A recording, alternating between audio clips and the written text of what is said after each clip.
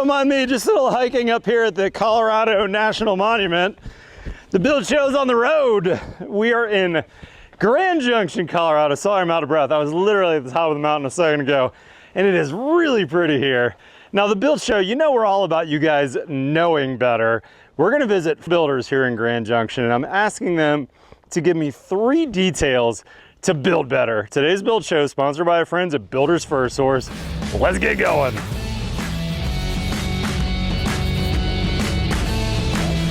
Here's something I've never seen before. In this attic space, we've got pinned fiberglass. This kind of U-shaped pin is holding this fiberglass up. And then it looks like we got a couple of inches of closed cell in this roof line. We're visiting Maves Construction, and I've got 3 more details I want to show you. But first, let me introduce you to Josey. Josey, what is this insulation we're seeing up here? So that's a couple inches of closed cell spray foam with some fiberglass bats over it. It's really designed to help with air sealing, and then of course that added insulation value there. So yeah, it's a lot higher per inch insulation value. Plus it sticks to the roof deck, it sticks to the outside wall. And then interesting, you guys kind of use a couple different insulation types. I'm seeing interior walls have some fiberglass. Yep, R11. And then what do you guys use for outside walls? So we use blown-in cellulose. It's a wet blown-in. It gives us like a R24, R26, depending on where you are with the cladding. Okay. So we're also using some Zip R3 to increase that overall R value. Nice. And in some areas where we have stucco, you're also going to have that 1/2 inch of EPS foam, which gives us a couple more. Okay, so you're doing EFIS in a couple places too, so you've got even more insulation. Yep. That's great. Good detail. Yeah.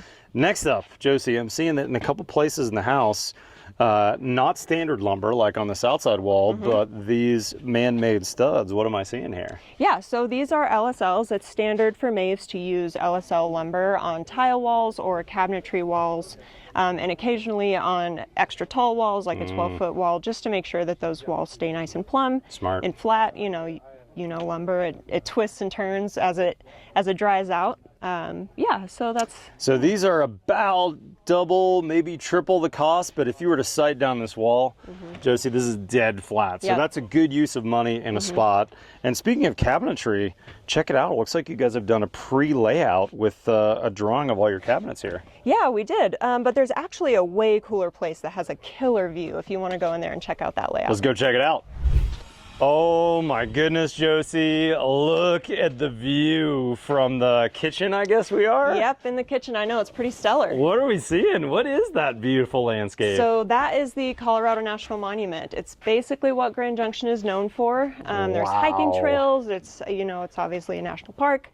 So your homeowner's land backs to the national park. Right up to BLM. Oh man. All right, as beautiful as that is, I got to comment a couple things. First off, gorgeous design, Josey, with this really nice cluster of giant Anderson windows. Do you know what series this is by any chance? This is the 100 series. Okay, really? The 100 series, their most affordable series? Yep. That's great. That's a huge window for that view. Yep. But even nerdier and nothing to do with the view, I really like the way you guys have laid out the full kitchen.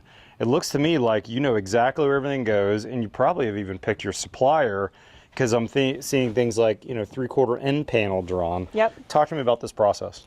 Yeah, so I did a preliminary design and then sent it to our manufacturer, and they sent me some really great shop drawings, and I just came in here after Kenny did some preliminary markups for the trades. I did some laying out, labeled the different types of cabinets, just so our installers can have an easy time getting everything in and knowing exactly where everything goes. And if you look like over here, we've got a 36-inch sink box. Yep. Everything's perfectly laid out, so the plumber knows exactly where his stuff goes. And then again, filler strip right here. Yep. I saw another filler strip right there. So you're really in tune with what's happening with the cabinetry. Yep. So you can really make sure, hey, if I need electrical in there, I've got it. And I noticed some QR codes on the job. Is that for job specs as well?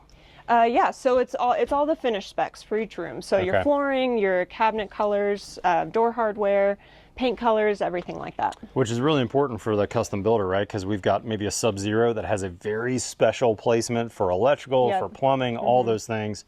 So having that QR code means that you guys can update it at the office. And we're not worried about getting a piece of paper out to the field with maybe a new selection. Josey, super impressive. Maves Construction here at Grand Junction. 3 great